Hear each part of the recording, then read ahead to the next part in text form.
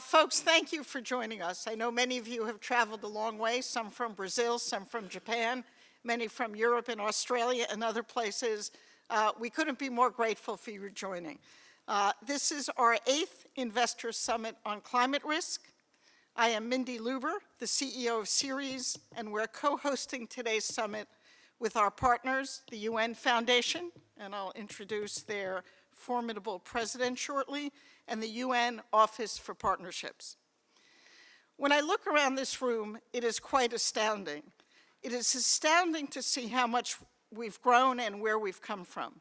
15 years ago, when we hosted with the UN Foundation and the UN Office for Partnerships, the first investor summit, a crazy idea many thought that we cooked up in some boardroom somewhere, we had to explain to the investors we were inviting why they were being called to the UN or invited to the UN to talk about the financial imperative of acting on climate change. We had to beg, steal, and borrow. It was a discussion that had not been started.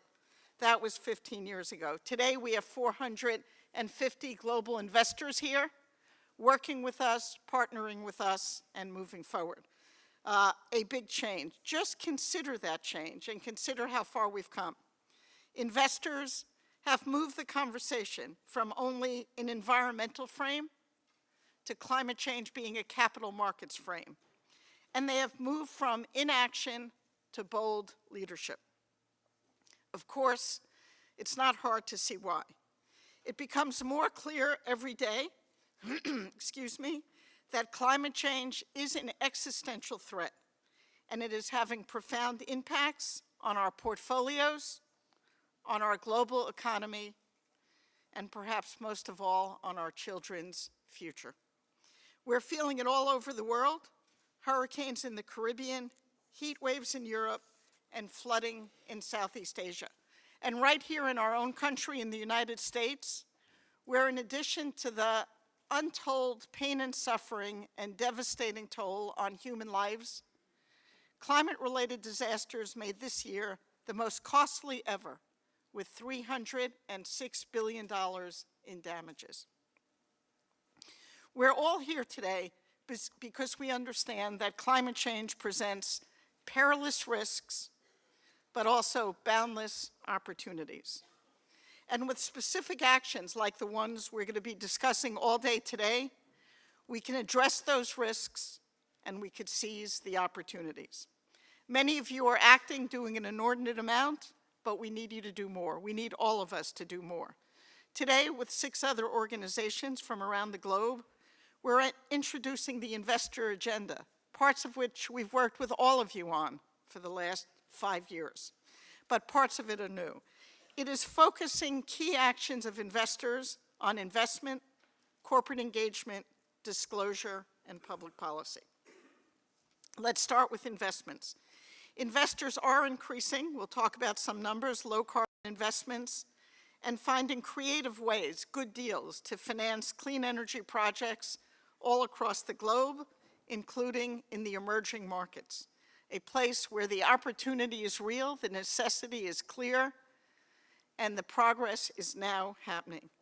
And at the same time, many of the investors in this room are starting to reduce their investments in high-risk, high-carbon fossil fuels, some in coal, some in tar sands, but taking that direction. New global investment in clean energy totaled $333 billion last year. You'll hear more about that from Ethan Zindler at Bloomberg, but $333 billion. China alone invested $132 billion in renewable energy. Canada's second largest pension fund, Caisse de dépôt, committed to increasing low-carbon investments recently by more than $8 billion, moving to a total of, I believe, $17 billion. Right here in New York State, Comptroller DiNapoli this morning, I believe, just committed another $2 billion to its low emissions equity index, raising it to $7 billion. City Comptroller Scott Stringer set a goal to divest the city's pension funds from fossil fuels. Investors are moving in all sorts of directions. CalSTRS and CalPERS are no longer invested in thermal coal. The opportunities are clear.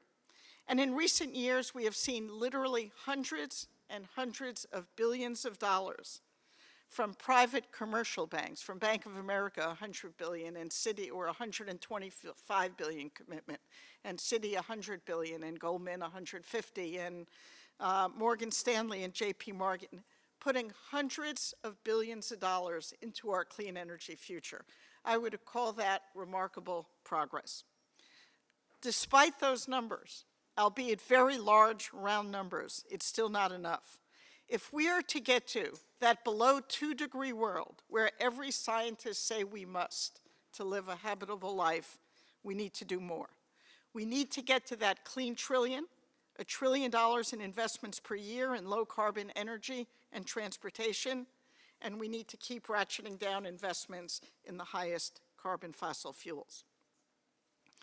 Beyond directing the flow of capital, which is key, and we will spend the day talking about that, investors are putting their unique influence to use by engaging with the companies in their portfolios. Last year, shareholders from around the world filed 175 shareholder resolutions, making history with a 62% vote on climate risk on ExxonMobil. Whether it's Comptroller DiNapoli or CalPERS or CalSTRS or the city, the remarkable result was a shot heard around the world.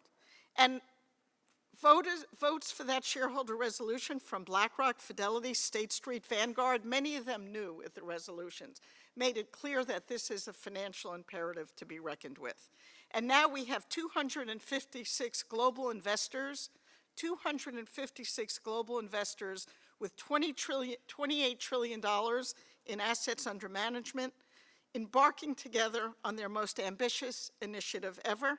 You'll hear more about it later from Comptroller Betty Yee and from Ann Simpson of CalPERS, talking about how they're pressing the 100 largest corporate greenhouse gas emitters to reduce their emissions, strengthen their financial disclosures, and improve governance on climate change. It's called the Climate Action 100+. Signatories include many of you around the world, many of the largest asset owners and asset managers. We need you to join. I was told by Ann Simpson when we walked in, every signer of that effort needs to bring in one new signer. So we start with 256 global investors at $28 trillion.